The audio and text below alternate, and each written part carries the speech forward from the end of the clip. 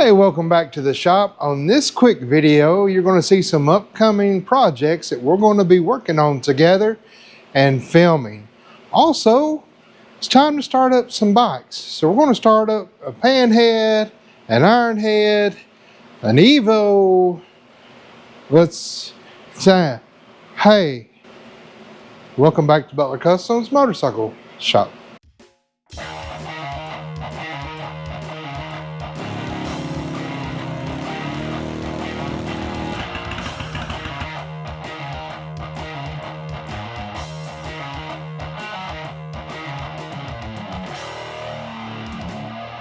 Oh, and somebody finally did it. After 2 years, somebody finally found one of my Easter eggs that I've hidden in my videos. I don't know if you know this or not, but I've hid Easter eggs in my videos since I have been filming. And for the first time since I've been filming, I started a couple years ago, somebody found it. It is in the warning description, and I misspelled the word idiot when I said I'm an idiot. So good job. I'm sending you some free merchandise. Well, we'll start with this beautiful Ironhead that we got finished up. As you know by my previous videos, I usually don't winterize any of my bikes unless they're going to be setting for a while. Man, this thing just sets awesome. Just sets so good. I haven't decided if I'm going to keep this or not. The piston shifter, I don't know. You know, when I'm riding up here, I don't know. I might just put the pegs with the regular shifter back on. Right side shift, of course, on this. Now, this bike does not like choke. Kind of like my Panhead and kind of like some old Evos. They just don't like choke. So let's see. I got my own switch here. Bright lights. I got my push start here. Let me turn my gas on. Get some fuel flowing. There we go. Give her a couple squirts and see what we got.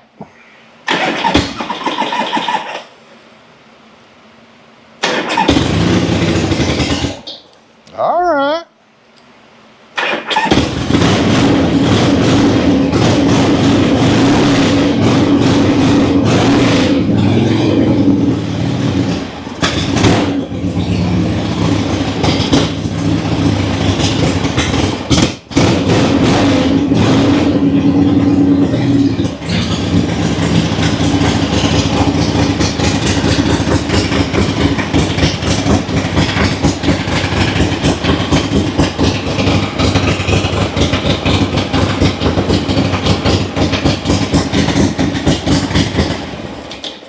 Oh yes, sounds good, rides good, runs good. What more can you ask for out of an Ironhead?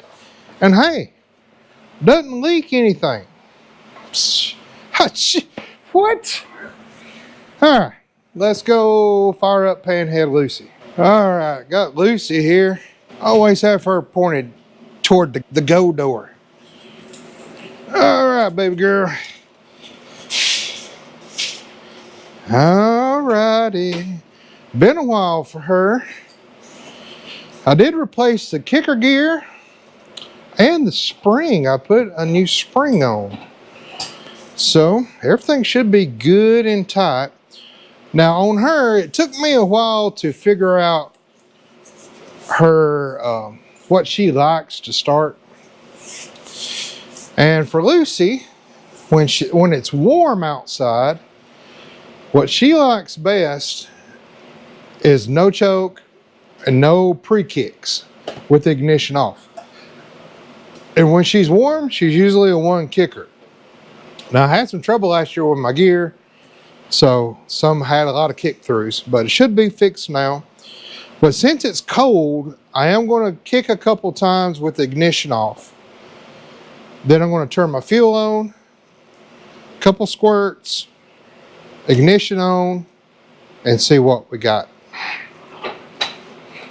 And I don't like kicking in tennis shoes.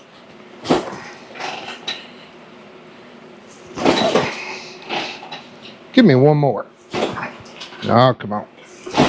There we go. Now we'll turn her on. We'll turn our fuel on.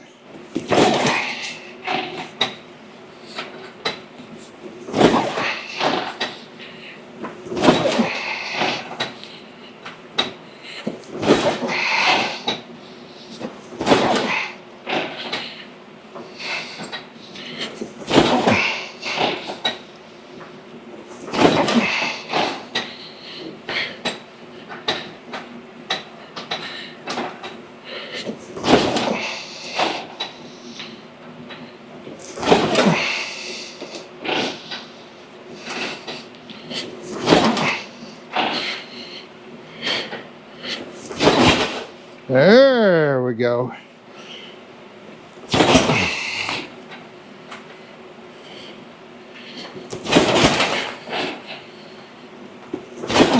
And she's easy to flood, so I want to be careful not to keep squirting fuel.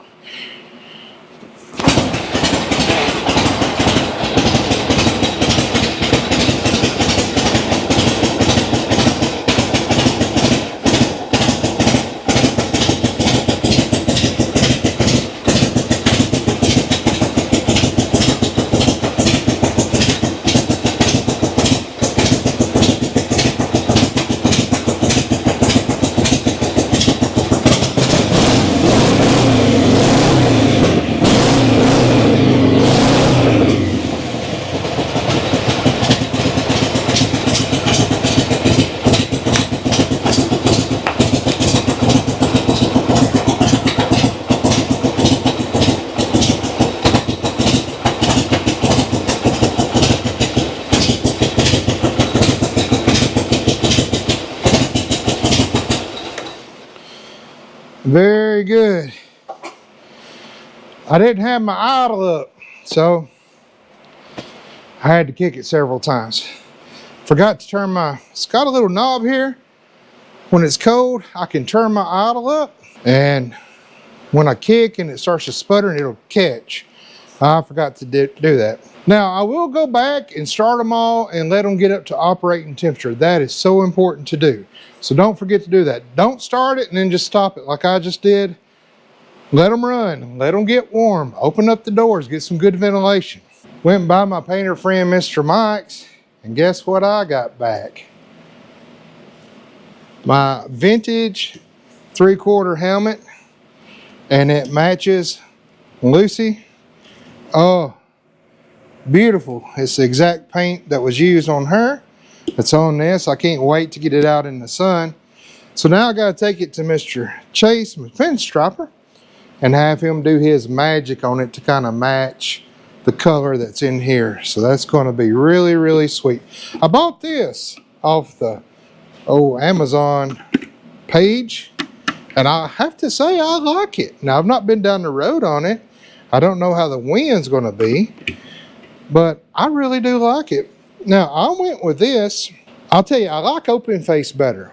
And I'm used to wearing just the skull, you know, the brain cover. And with this, and with my shades on, going down the road, and if I get a bug, flies right in here, it gets back in here, like way back in here. And I can't reach it to kill it or to get it out, and it drives me crazy. So I wanted something to kind of protect that a little bit. I don't know if I like it or not. I didn't want to go with a chrome or a dark one because if I'm wearing this in the evening times, I don't wear dark sunglasses. I wear the yellow lenses. It brightens everything up. And I do that because if I'm riding in dusk or at dark, I want to be able to see best I can. And so I went with the clear, and I'll probably still wear my yellow lenses underneath this. Now, my question is, I took the outer thing off, okay? It was black. So I've got it to go back on. This is the original, you know, to go back on, but it's black. I don't know. I did find this. I found gold trim on Amazon, and I think, now it's a little smaller, but I kind of like that. I think that gold trim is going to look a lot better. And inside my helmet is kind of gold, that gold flake fabric. I think that's going to look better once I get it glued down. What do you think? Tell me down in the comments. I need to know. I need to know before riding season. Now also on Lucy, I love the way she rides. I'd rather ride this than a brand new bike. I really would. You get used to that pogo spring seat, and sitting on any other bike just don't feel right. I just love the way those feel. So I'm sold on that. The only thing I'm wanting to change on this bike, of course, I got to fix that transmission seal that's leaking. I need to replace my drive chain sprockets Not that anything's wrong with them. I think they're just, at the end of their life. I want to be good for this riding season. I'm thinking I want to go to a Springer front end. I've been wanting to do that for a couple years now. No, two things. Number one, I've not had the extra funds to throw $1,000 in a front end. And number was that number one? Number two, I don't know what number two is. But it's getting at the time I'm going to have to put some care into these forks if I'm going to keep them. They need to be rebuilt. I think the springs are at the end of their life. When I go over a bump or something real hard, sometimes you can feel it bottoming out. So I think my springs are shot. I went to pull the drain plugs and they stripped, so I gotta tap them out or extract them out. I think I just want to go with a Springer front end. I don't know. I think that would look better on this bike, but then, of course, I have to change my fender, get it repainted. All my electrical board is inside, hidden behind that tin up at the top. I had to relocate that, move that. I don't know if I want to do all that. I think I might just rebuild the forks and just keep on waiting. I'll probably buy another panhead down the road with a Springer front end, if that's what I want bad enough. But right now I'm looking for a road glide so Miss Mama can ride with me and we can go on some little excursions and stuff. She misses riding with me, and I've got a little bitty suction seat that goes on the back of that. Let me show you. And then, I can put pegs back on it, but it's not a comfortable ride. That's more for like a kid trying to, go to school or something, take the kids to school. My clutch cable, it's getting a little old, and I do my speedometer. I think it's my cable that runs back to my transmission. I got to replace it. I'm hoping that's what it is. I'm hoping it's not up there in my head unit. I can see the needle, try to kind of jump. So I think it's kind of hitting sometimes. And it might have just come loose up there underneath where, it screws in to this speedometer. So I got to take that apart and look at that. The little digital one does good, but I don't like it being on there. All right, here's old Dyna Evo. And this was my dad's that my son-in-law is purchasing. And he rode it. Last week it was warm. I think he rode it to work last week. And she is cold-natured. I mean cold-natured. Been like that since my dad bought it. I did put it on the lift. Went through the carburetors, went through the choke, looked at the intake. Everything seemed fine. But she is hard to start. Now, once she starts, she's great. And riding, she sounds good. There's no backfire on diesel. There's no popping. There's no coughing. She runs great when she's warm. She's just cold-natured. I'll pull the choke, but she don't like a choke either. Pull the choke, a couple of good squirts, the ignition. It's got a battery reader on this gauge over here, but it's reading a little low. Let's see what we got.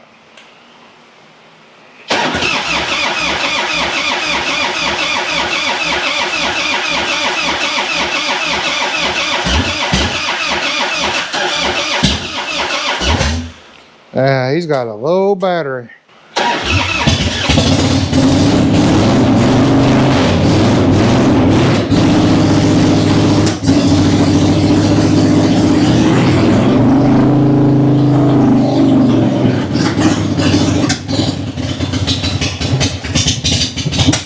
Again, I'm going to let them warm up, full operating temperature, and then turn them off. All right, what else we got?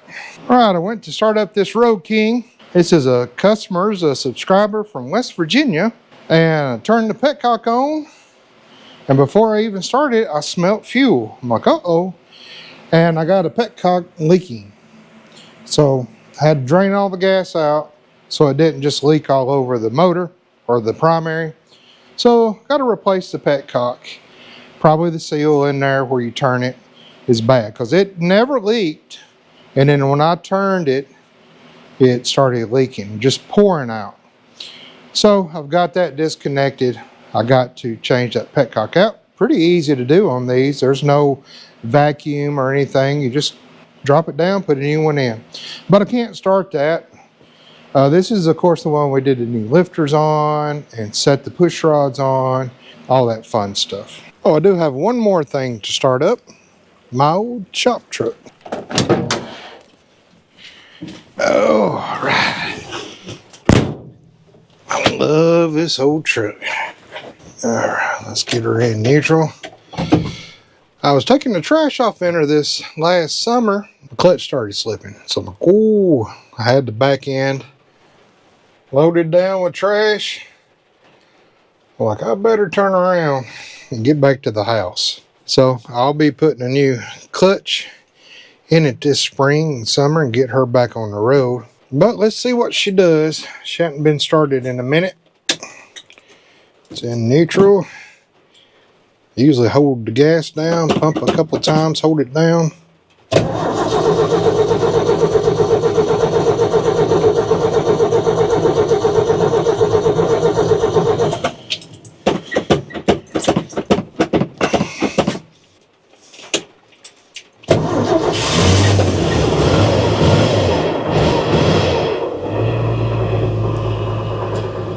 Oil pressure is looking good. My fuel level come up.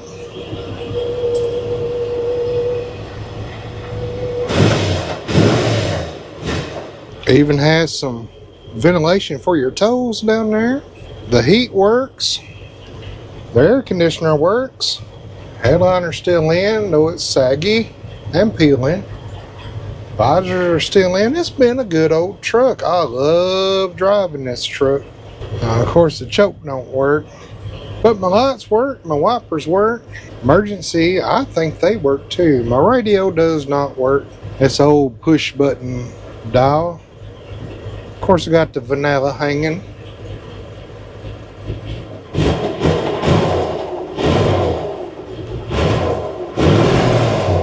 But I love this old truck. And got this seat out of a back of a Ford Excursion or something like that. I don't know. But I love that seat. And it's got the tank behind the seat. So, all right. There we go. Straight 6 tractor motor. I put that electronic in, new plugs when I got it, plugging the wires and all that jazz when I got it. A relay for that up there, new battery, new hot ground or new hot cable. Runs good, doesn't overheat. So I would like to get a different carburetor for it. So that carburetor is old. But you can't beat these old trucks. You just can't beat them. Now, before I go, let's talk about upcoming videos. I think you'll be excited about some things coming up real soon. So let me show you what we got going on. On the list at the moment that you should see coming out this Friday is a tune-up and a 20-point spring inspection that I do on all the bikes that I get in springtime to go out for the riding season. So if you've ever wanted to know what does it take to get your bike out of hibernation, out of putting it up for the winter, what do I need to look at? What's the main things? So I do a 20-point inspection, and I'm going to show you how to do that this Friday on this beautiful 06 Road King. So you should see that coming out this Friday, and I'll show you what I just got in the shop 2 days ago that's going to be an awesome project for us. I just got in this beautiful restored 1972 Honda CB750-4. And the customer, it's a brand new customer that I was referred to by him from a friend of his that's into Hondas. He did everything. He did the total restoration. Now he's got new rims and tires and stuff, but that paint is absolutely gorgeous. He brought this up here and it's been sitting in my shop for 2 days. I'm in love with this paint. I don't know what you call it. He said they matched the original Honda color. If that was original Honda color in 72, that was out of this world. It is absolutely beautiful. It's almost like a matte finish, and it has this matte texture. It almost looks like It's cloth. It almost looks fabric-like. It's a beautiful paint job. Whoever did the paint job on this has just knocked it out of the park. Why is it up here?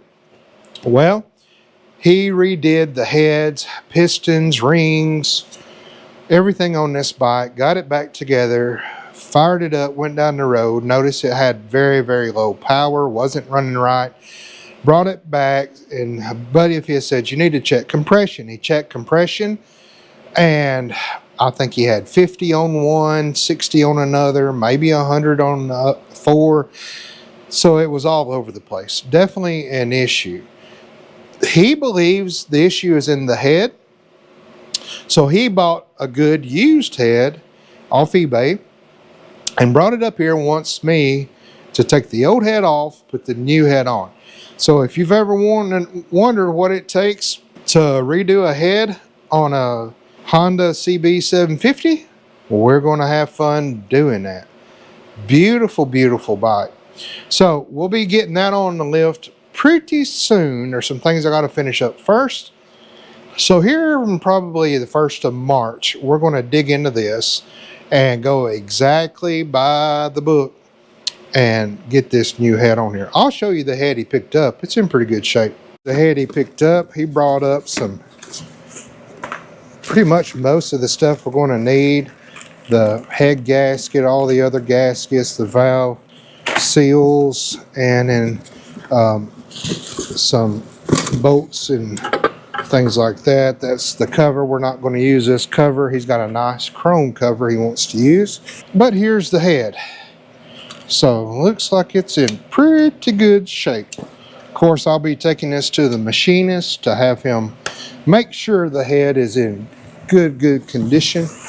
But it looks like it's going to be a fun time for us. What's my dad doing with his 750 chopper? No idea. You'll have to ask him. Maybe you can get an answer from him. I can't. He's not made up his mind. Then we got to get this Dyna on the lift. This is the cursed Dyna. We're going to uncurse, excommunicate, extract, unpossess. And my son, we're going to throw him on the lift really quick, wrap up that playlist video for his. He's got all of his parts. He's ready to go. It's not going to take much at all, and he's going to be smiling going down the road. The Springer, I'm waiting to go up to the customer's place to see what kind of little parts we might have missed or can find before we have to order everything.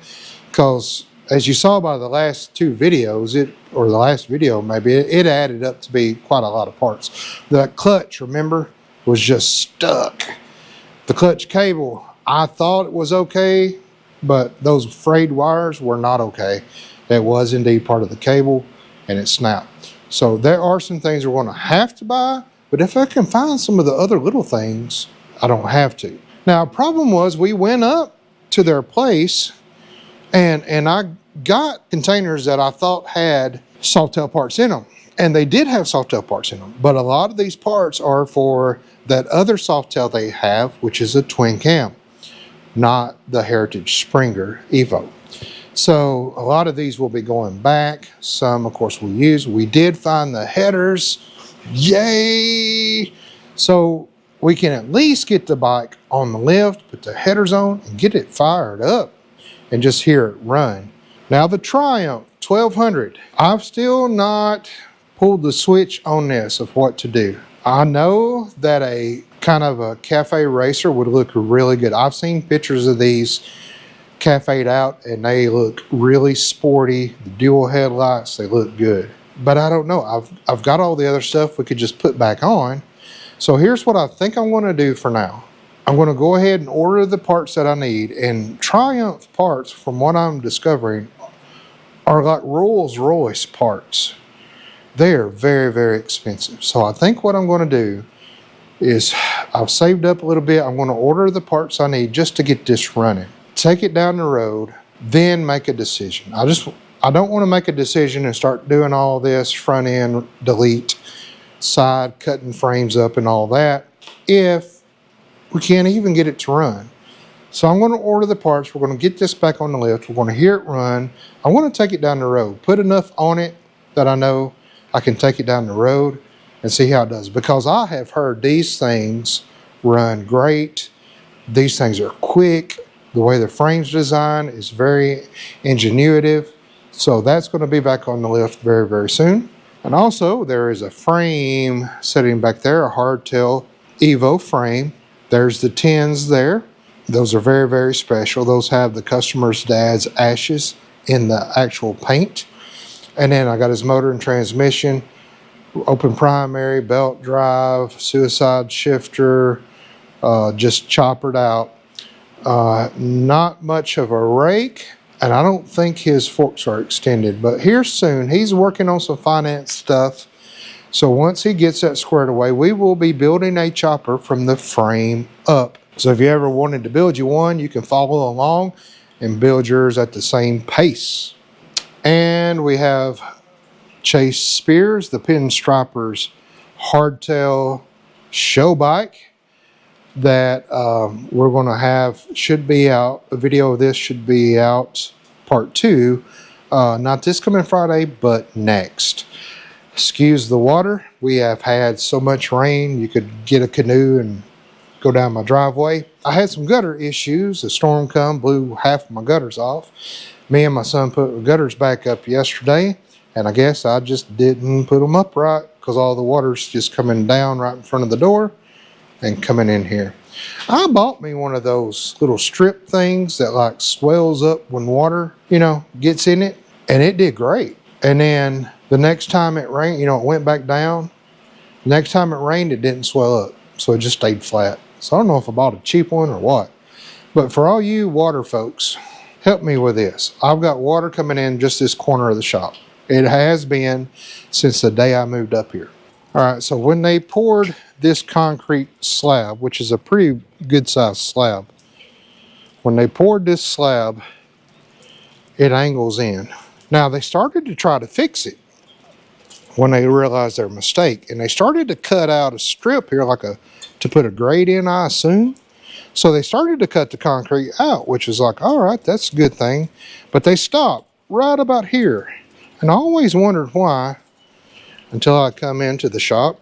And all of the electrical wiring for this shop, every bit of it, runs down out of the shop and right across here and then underground.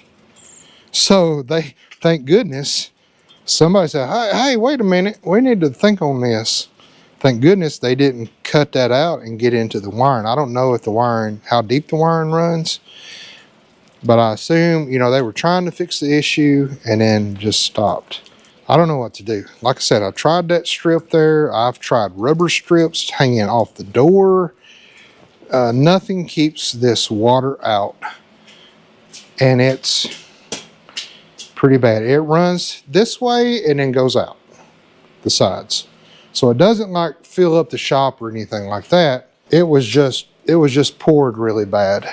Well, thank you for hanging out with me in the shop for this quick shop update, starting some bikes, looking at some things you and I are going to be fixing and getting back on the road. We're coming up on our 5,000 subscribers.